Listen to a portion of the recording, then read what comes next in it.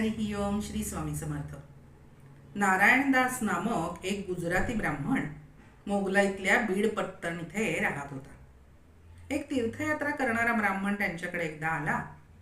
आता सत्पुरुषांच्या काही गोष्टी ते बोलत होते तेव्हा तो म्हणाला की मी एक सिद्ध पुरुष योगेश्वर असे असलेले अक्कलकोटी पाहिलेले आहेत.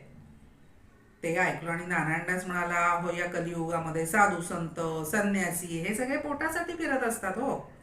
हे आता हे कसले अवतारी. तसं तो फिरस्ता ब्राह्मण म्हणाला, विनाकारण तुम्ही महापुरुषांची अशी हेलना करू नये.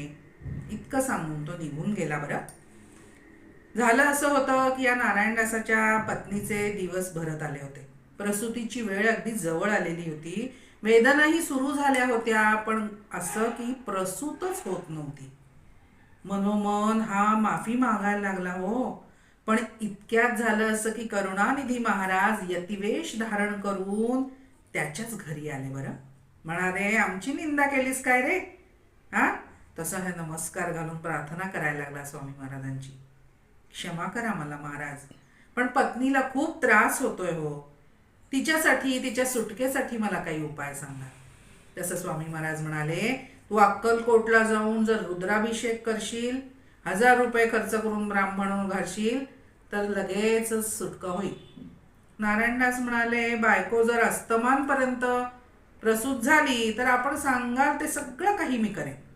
आणि खरोखरच मंडळी, स्वामी कृपेने सूर्यास्ताच्या आतच बायको त्यांची प्रसूत झाली आणि पुत्रप्राप्ती झाली. बरं त्यांना पुत्र 5 महिन्याचं झालं पाहता पाहता, पण तरी स्वामी दर्शनाची आठवण काही नारायणदासांना नाही.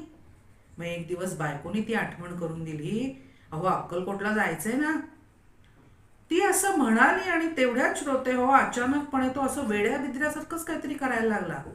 अंगावरचे कपडे फाडायचे, उकिरड्यावर जाऊन लोळत बसायचं, असं सगळं त्याचं सुरू झालं.